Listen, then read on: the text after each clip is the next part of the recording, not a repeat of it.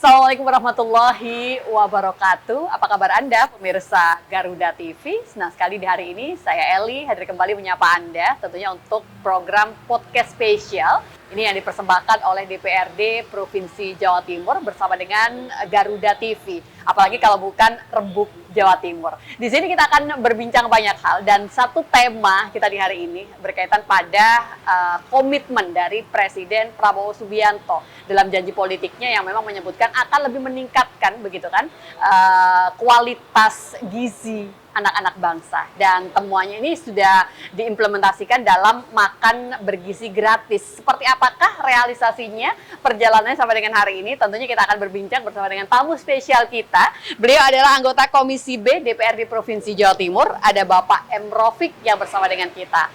Assalamualaikum, apa kabar? Waalaikumsalam. Sehat untuk hari ini, Pak Rofik. Alhamdulillah. Kita kembali menyapa pemirsa Garuda TV, tentunya untuk program Rembuk Jawa Timur, Bapak. Ya. Mungkin Bapak bisa memberikan gambaran jalannya program makan bergizi gratis. Ini memang sudah digaungkan begitu ya semangatnya oleh Presiden Prabowo, dan implementasinya seperti apa untuk Jawa Timur sekarang ini, Ya. Pak Rofik? Jadi ini program favoritnya Pak Prabowo ya. Kenapa begitu? Monggo bisa diberikan pembuka dulu, Pak Pak Prabowo Rofik. itu dalam melihat segala problematikanya bangsa dan negara, termasuk problemnya rakyat, ini kan detail sekali. Siap.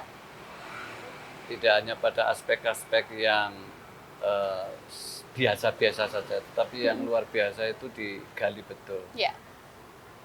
Terutama terkait dengan kalau kita bicara soal rakyat. Rakyat itu siapa? Rakyat itu orang. Orang itu butuh apa? Butuh rumah, butuh makan, butuh Betul. pekerjaan. Makannya seperti apa? Sampai Oke. segitu Pak Prabowo dalam memikirkan rakyat. Salah satu poin problem hari ini, karena Pak Prabowo sudah bertekad bahwa 2045 ini adalah Indonesia Emas. Indonesia Emas itu digambarkan generasi mudanya hebat-hebat, Betul. bisa berkompetisi di tingkat dunia Betul, dalam internasional. berbagai halnya. Oleh karena itu Persiapannya dari sekarang, begitu ya? persiapannya sampai sekarang. Tidak Betul. bisa dilihat setahun 2 tahun. Betul, Program ini jangka panjang, karena ini investasi sosial, investasi sumber daya manusia. Oke. Maka makan bergizi gratislah jawabannya. Kenapa harus makan bergizi gratis, Pak Rofik? Untuk bisa menuju tujuan di 2045 itu. Gambarannya Ya. bagaimana? Bapak bisa menjelaskan? Mappingnya kan begini, kalau di kawasan perkotaan dan pinggiran kota, saya Betul. kira tidak menjadi problem. Baik. Makan pagi, sarapan bagi anak-anak didik kita. Tetapi di daerah-daerah itu satu problem tersendiri. Banyak anak-anak, adik-adik kita, mungkin orang tuanya satu, mungkin tidak terbiasa menyiapkan makan pagi, Makan sarapan. pagi. Itu ada kemungkinan, mungkin karena tidak mampu bagi masyarakat kelas bawah. Ya. Mungkin memang tidak terbiasa. Jadi anak sekolah dulu, mungkin sampai sekarang di pinggiran, di desa daerah-daerah itu, tidak sarapan itu biasa. Berangkat Karena udah berangkat sudah begitu ya. terbiasa. Tetapi Baik. ini problem. Baik. Bagaimana anak bisa menyerap pemikiran, menyerap informasi, menyerap pengetahuan kalau Ketika- kemudian perutnya tidak siap, Betul. dalam arti kosong. Sehingga inilah juga yang dipikirkan oleh Pak Prabowo, sehingga ya mau tidak mau makan bergizi gratis harus dilakukan. Mempersiapkan program ini on the track sesuai dengan yang diharapkan, karena sekarang saya balik, Pak Rofik, mengingat Indonesia itu sangat luas begitu ya. Ini adalah program nasional begitu kan, sedangkan kondisi di Indonesia tentunya juga berbeda. Tadi Bapak Ya. menyebutkan kalau kota sih mungkin oke, bahkan pinggiran oke, tapi paling dengan yang terpencil begitu kan. Tapi Ya. itu sebuah problem. Bagaimana memastikan ini bisa sesuai dengan yang diharapkan di seluruh Indonesia, Pak Rofik? Iya. Jadi program ini digerakkan di Jawa Timur ya. Kita bicara Ya. Jawa Timur dulu. Itu di bulan Februari disosialisasikan Februari tahun 2025. Masya Allah. Jadi Oke. itu kemudian baru disosialisasikan secara masif. Memang di awal 2025 memang sudah dicanangkan dan kemudian sudah disosialisasikan, tetapi Betul. belum merata informasinya, belum dalam masyarakat publik bisa memahaminya. Memahami Di itu. Jawa Timur Februari disosialisasikan, kemudian itu pun masih dalam taraf sosialisasi, kemudian ya silakan masyarakat yang punya kemampuan untuk berpartisipasi Baik. untuk mendirikan SPPG namanya dapur itu ya, itu silahkan. Nah, bagi anggota fraksi Gerindra ini diwajibkan. Seperti saya, anggota provinsi minimal harus bikin tiga dapur. Oke. Ini wajib. Oleh karena Sebagai itu ya, bentuk dukungan begitu ya, Pak Rafiq? tidak hanya dalam bentuk dukungan, itu Artinya? sebagai rasa care kita Oke. sebagai prajuritnya Pak Prabowo untuk mendukung program ini secara langsung. Tidak hanya komentar-komentar, tidak hanya wacana-wacana, tetapi real. Kita menggerakkan juga, kita biar tahu rasanya bagaimana mendirikan dapur, mengelola dapur, kemudian juga menyiapkan penerima manfaatnya dan sebagainya. Oke. Dan ini luar biasa. Oke, baik. Saya pengen agak teknis sedikit. Berarti kalau Bapak tadi menyebutkan ini sebuah bentuk keseriusan, bentuk wujud dukungan, begitu kan? Dari bulan Februari sampai ini akan masuk bulan November, begitu kan? Seperti apa Pak pelaksanaannya? Evaluasi yang bisa Pak Rafiq sampaikan di sini? Jadi gini, memang sebetulnya gampang, tetapi ketika dikerjakan juga terutama bagi teman-teman ya, Ya, rata-rata kan problemnya di pendanaan. pendanaan. Jadi kita harus clear tanahnya, kemudian dananya siap, kemudian semuanya kita persiapkan. Jawa Timur ini kuota SPPG-nya, dapurnya itu ada 2.923 sekitar Sekian. itulah se-Jawa Timur. Itu kalau dihitung satu dapur memberi manfaat 3.000 anak didik sekitar itu. Di Gresik itu 120 dapur. Dapur ini kan berbasis kecamatan. Di kecamatan itu ada siswa berapa sebagai penerima manfaatnya, kemudian harus ada dapur berapa. Di satu kecamatan ada yang 5, ada yang 7, ada yang macam-macam sesuai Baik. dengan jumlah penerima manfaatnya. Nah, ini program yang luar biasa. Sebetulnya tidak hanya ini sebagai jawaban untuk memenuhi kebutuhan gizi dan protein anak yang kemudian ini bisa memberikan dampak terhadap kesehatan fisik, kemudian kecerdasan, Betul. dan di situ juga beriringan dengan kecerdasan rohani ya, otomatis ya, kalau orang sehat kemudian badannya bagus, Berdampak juga. fisik, itu dampaknya luar biasa. Nah, ini adalah proses, dan proses ini mau tidak mau harus dilakukan, karena memang cita-cita kita, saya kira sudah menjadi cita-cita kita bersama, bahwa 2045 harus selesai, bahwa ini ada bonus demografi itu yang itu titik tingginya kan di tahun itu 60, Jumlah 60%. usia produktif Iya, begitu yang itu jauh lebih banyak. 70% kalau tidak salah itu. Di tahun itu kemudian bonus demografi ini kemudian ini diisi oleh anak-anak muda. Anak-anak muda ya tentu yang kita harapkan anak-anak muda yang cakap, Betul. kemudian yang berintegritas jelas kebangsaan dan kenegaraannya, kemudian dia bisa mengaktualisasikan diri sesuai dengan profesinya masing-masing. Betul. Ini yang menjadi goal kita yang ini terus dilakukan Pak Prabowo. Siap, nanti di segmen berikutnya Pak Rafiq kita juga masih akan berbincang banyak hal, masih berkaitan dengan tema kita di hari ini, pemirsa. Kita akan membahas kebijakan pemerintah dalam upaya peningkatan sumber daya anak bangsa, tentunya dengan cara pemenuhan gizi. Bagaimana dan seperti apakah pelaksanaan atau juga mungkin implementasinya di Jawa Timur, termasuk juga beberapa evaluasi mungkin yang akan dilakukan ke depannya, nanti akan disampaikan oleh tamu kita di hari ini. Sesaat lagi untuk Anda.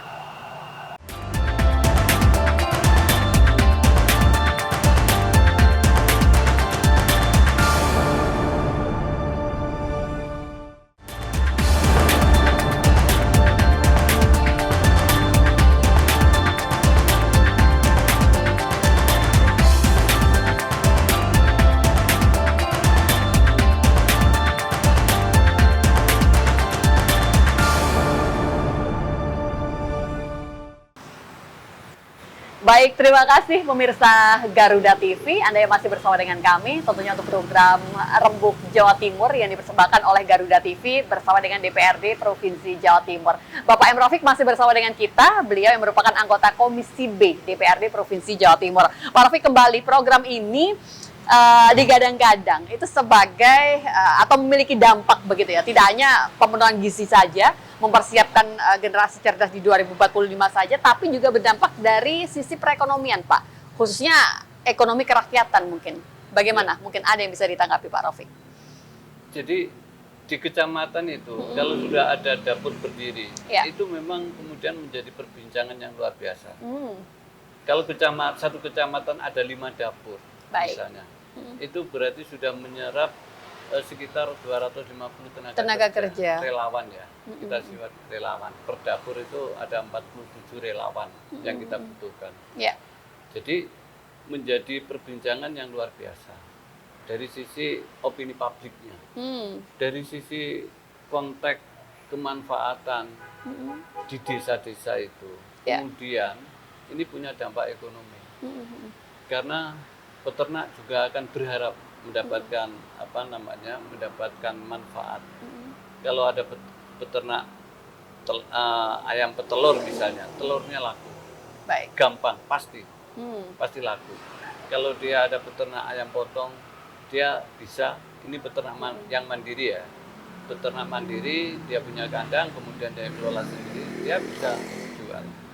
Apalagi kalau di desa itu, kemudian dia bisa menyiapkan dalam kondisi fresh, dan ini pasti.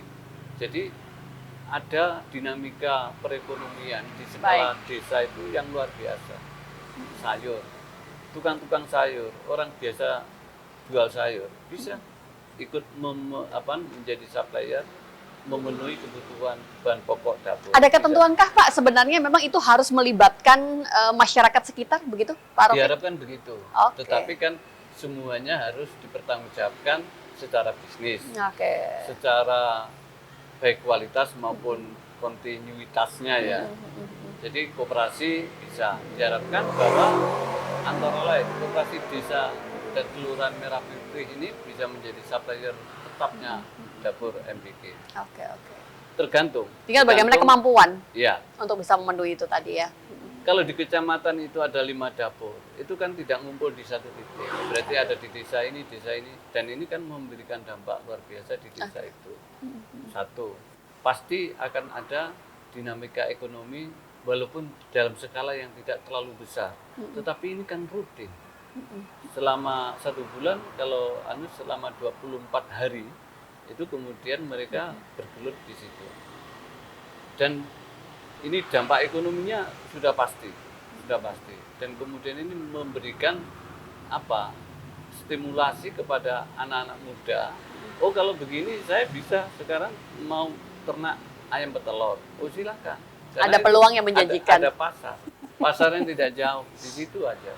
Kalau anak-anak muda misalnya dia bisa beternak ayam petelur, nggak usah banyak-banyak, 2.000 saja, 2.000 ekor. Dia kan luar biasa. Dapur itu, satu dapur melayani 3.000 siswa. Kalau 5 itu 15.000. Kebutuhan perharinya berapa? Kalau hari itu ada menu 1 telur misalnya, itu sudah 15.000 butir. 15.000 itu kalau kita konversi kilo mungkin sekitar berapa ya? Hampir 2 kintal telur lah. Dalam sehari. Dalam sehari. Artinya apa? Ini peluang-peluang yang kemudian bisa saja diapresiasi oleh siapapun yang berminat untuk menjadi bagian dari gerakan makan bergizi gratis. Utamanya adalah masyarakat sekitar yang harusnya juga bisa merasakan kebermanfaatan dari program MBG ini, begitu ya Pak Rafiq ya. Bapak sebagai anggota legislatif begitu ya, wakil dari masyarakat di Jawa Timur untuk DPRD Jawa Timur.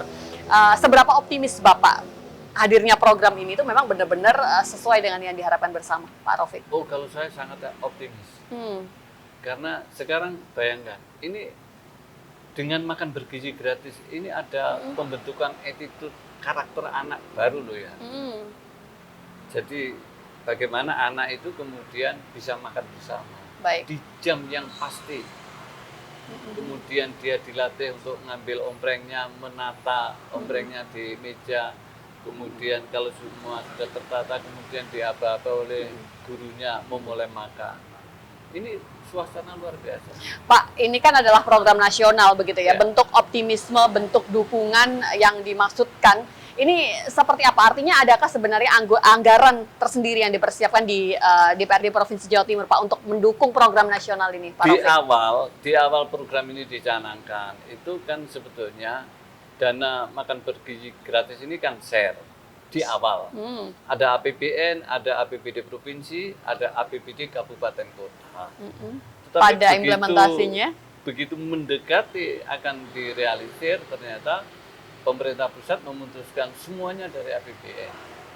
Pusat Dulu, semua? Iya, Oke. dulu sebetulnya Jawa Timur sudah kita alokasikan ada sekitar 800 miliar untuk ini, supporting terhadap dapur SPBG ini ya, untuk persiapan makan bergizi gratis. Berbaginya begitu. Nah, sekarang semua ditarik menjadi beban APBN. Oke. Dan ini secara rigid, tata kelola keuangannya langsung ditangani oleh tenaga-tenaga yang memang didikan BGN. Oke. Jadi dapur itu kepala SPBG-nya atau kepala dapurnya, kemudian ahli akuntansi, ahli gizinya, ini menjadi beban BGN Oke. yang kemudian ada standarisasinya. Oke, termasuk untuk evaluasi berarti juga dilakukan dengan standar pusat atau nasional begitu ya, Oh iya. Pak Raufik ya? Kalau evaluasi kan banyak kementerian yang dilibatkan. Terlibat, oke. Ada Menteri Kesehatan, kemudian Menteri Sosial, ya terutama juga Menteri Pendidikan Dasar dan Menengah ya. Itu kan semuanya dilibatkan.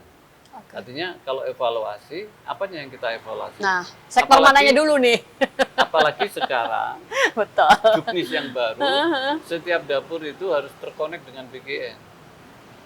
Di dapur itu ada 12 titik CCTV. Oke. yang itu terkonek dengan BGN pusat di semua tempat, mulai lokernya, mulai toiletnya, tempat persiapan bahan bakunya, tempat produksinya, tempat masaknya, tempat pemorsian, sampai packingnya, itu semua ada CCTV dan ini terhubung dengan BGN pusat. Kalau BGN pusat ingin melihat salah satu dapur di Jawa Timur, Diambil random, tinggal klik. tinggal klik aja, dia mau melihat apanya, tempat Kebersihannya? produksinya bersih apa enggak, tenaga kerja relawannya seperti apa, Baik. penampilan, pakaiannya, apa dia disiplin pakai apa APD ya untuk memasak, Oke. apa itu bisa. Jadi kita sangat terbuka.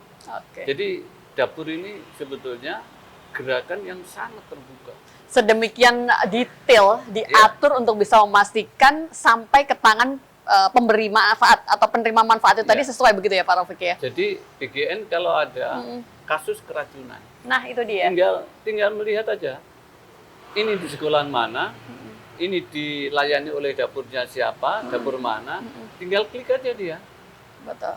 Coba dilihat cara produksinya seperti apa.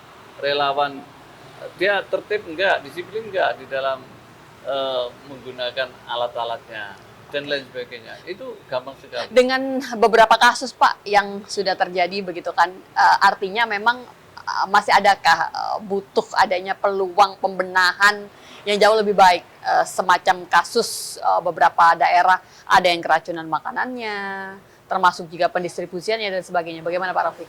Pak Prabowo itu orangnya kan sangat peka ya. Ada kasus keracunan aja, itu langsung kok bisa. Terus itu kemudian dievaluasi.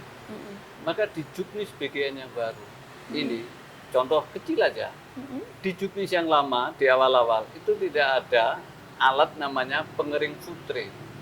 Setelah ompreng itu dicuci, biasanya kan dilap kemudian ditumpuk untuk persiapan. Tapi sekarang nggak bisa, harus dikeringkan dengan alat pengering food tray. Agar lebih steril ya? Lebih steril. Jadi setelah dicuci bersih kemudian dikeringkan.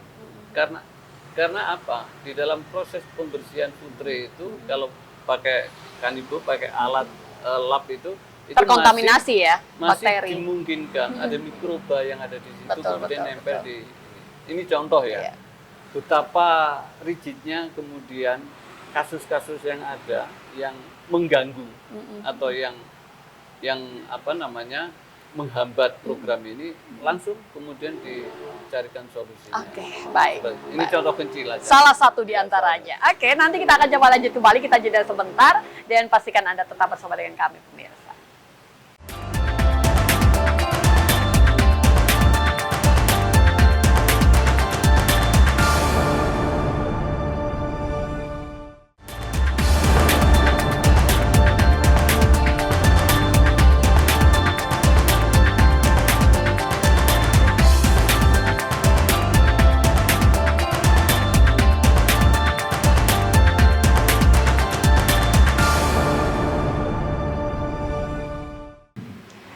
Sudah barang tentu menjadi harapan kita bersama begitu ya, ketika sebuah program itu tadi dijalankan, harapannya tidak berhenti, kebermanfaatannya itu dirasakan di titik itu saja, tapi ada banyak pihak tentunya yang juga merasakan manfaat yang ada. Kalau tadi dari perekonomian begitu ya Pak Raufik ya, itu juga tentu sudah jelas akan ada dampak pergerakan perekonomian di sana. Bagaimana dengan dunia pendidikan kita, Bapak? Apakah juga terdampak secara positif akan hadirnya MBG ini, Pak Raufik?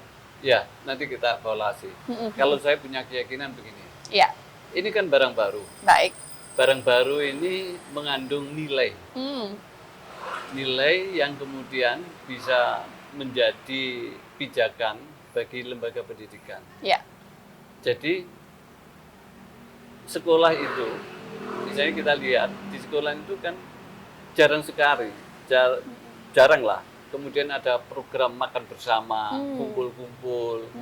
Nah, kalaupun ada tidak sering lah. Tetapi dengan makan bergizi gratis, dengan program MBG ini setiap hari anak siswa kita itu kemudian diajari tertib, mengambil di kantor. Misalnya satu kelas diwakili 5 orang, 5 siswa atau mengambil di kantor, kemudian ditata di meja, kemudian gurunya ikut ngawasi di situ, menertibkan cara makan yang baik, berdoa dulu, kemudian tidak boleh ribut, tidak boleh berisik karena sedang makan misalnya. Ini kan nilai-nilai baru. Dan bagi guru, bagi pendidik, ini ada sentuhan emosional dengan anak didik. Kebersamaannya juga ada. Kebersamaan. Kemudian di sini kan secara emosional bisa dibentuk dan bisa dekat. Ini mungkin, insya Allah menurut saya kok punya keyakinan, lambat laun lembaga pendidikan secara kelembagaan punya nilai positif, mendapatkan nilai positif ini. Guru mungkin lebih berwibawa di mata muridnya, dan murid lebih karena dia merasa kemudian dididik dengan walaupun medianya hanya makan bergizi gratis, kemudian ini kan nilai. Kenapa? Tiap hari. Begitu tiap hari.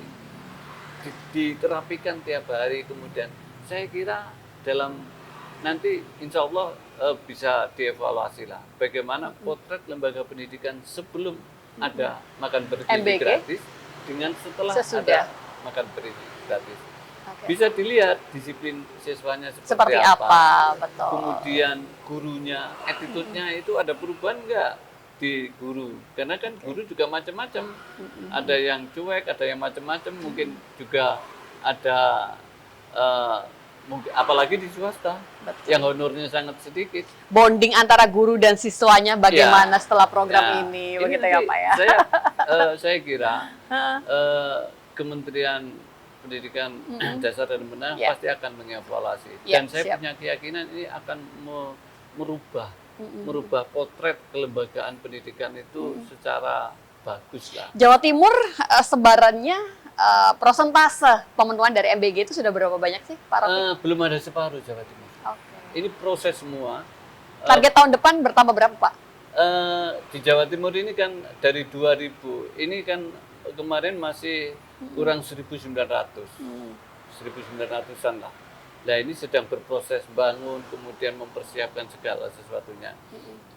Mungkin di tahun 2025 ini mungkin kalau 2000 insya Allah sudah running lah, sudah bisa running lah insya Allah. Karena ini kan terus dipacu oleh PGN. Jadi kita kembali lagi kepada seberapa besar dampak program ini kepada lembaga pendidikan tadi ya. Lembaga pendidikan itu institusinya ada guru, kemudian ada tenaga administrasi, ada siswa, kemudian ada lingkungan di situ. Itu pasti saya kira akan merubah potret pendidikan secara kelembagaan dan secara personal. Saya kira ini bagus sekali. Benar-benar wajah baru begitu ya. Pak Rafiq, memastikan program ini tepat guna, tepat sasaran. Walaupun ini adalah harapannya nanti secara menyeluruh begitu ya. Ketika memang belum secara menyeluruh bisa di Jawa Timur. Bagaimana memastikan ini tepat sasaran? Artinya begini Pak, ada beberapa pemberitaan yang muncul, saya belum membutuhkan ini. Ada yang tidak membutuhkan. Merasa lebih baik diserahkan pada pihak yang lebih membutuhkan. Menanggapi yang seperti ini Pak Rafiq. Jadi gini, di dalam menentukan penerima manfaat, kepala dapur itu datang ke sekolah. Dia prosedurnya begitu ya? Memperkenalkan diri, saya kepala dapur si A, ini sekolah ini termasuk radius yang kita layani, kemudian diajak komunikasi, dia bersedia menerima apa enggak. Kan artinya begitu. Boleh tidak menerima begitu ya Pak Rafiq? Kalau dia merasa, oh murid saya sudah hebat-hebat, gizi, protein sudah terpenuhi, nggak butuh, nggak apa-apa. Dia bikin pernyataan. Ada form, dia tidak membutuhkan karena apa, ada alasan. Ada, semuanya ada, diatur oleh PGN. Nggak apa-apa kalau dia nggak membutuhkan. Kemudian kita datang lagi ke lembaga pendidikan yang lain, silakan, nggak apa-apa, kita moderat kok. Program MBG ini kita suguhkan kepada masyarakat, monggo ini dimanfaatkan. Kalau kemudian ada masyarakat yang merasa tidak membutuhkan, nggak apa-apa, kita berikan yang membutuhkan. Betul. Masih banyak, betul, masih sepakat. Banyak yang membutuhkan. Optimis berapa tahun ke depan Pak Jawa Timur bisa secara menyeluruh terlayani akan MBG ini? 2026 selesai lah. 2026 sudah di depan mata padahal ya Pak Rafiq. Iya, insya Allah. Ini kan jumlah dapur juga tentunya harus akan bertambah sepersekian. Iya, jadi kan begini. Sementara memang ada beberapa fokus dan yang kita konsentrasikan. Bagi di penerima manfaat yang kita prioritaskan dulu siswa, sebetulnya kan siswa, anak didik, santri pondok pesantren, kemudian B3. B3 itu ibu hamil, ibu menyusui dan balita. Itu kan termasuk segmentasi atau penerima manfaat dari makan bergizi gratis ini. Jadi ya mana dulu kita prioritaskan. Nah, ini saya kira kalau level Jawa Timur saya kira tidak sulit lah. Dan mungkin karena ini program, saya kok yakin sangat optimis begitu ya. Tidak ada sekolah kemudian yang tidak mau. Karena yang dilihat bukan hanya makan bergizi gratisnya, tetapi di situ ada pembentukan karakter itu. Yang itu sudah Bapak ceritakan tadi ya. Itu tidak bisa kalau tidak ada media. Pakai media apa untuk membentuk karakter anak, guru, kemudian kebiasaan, dan kemudian ada yang diharapkan bagi anak-anak. Ibu-ibu rumah tangga sudah tidak memikirkan lagi untuk bikinkan bekal anak-anaknya, karena dia pasti akan mendapatkan di sekolah. Ini kan salah satu dampak yang ikut membantu ibu-ibu rumah tangga. Karena memasak di pagi hari itu saya kira juga Mbak Eli bisa bayangkan. Bapak jangan membuat saya pengen curhat di sini ya. Iya.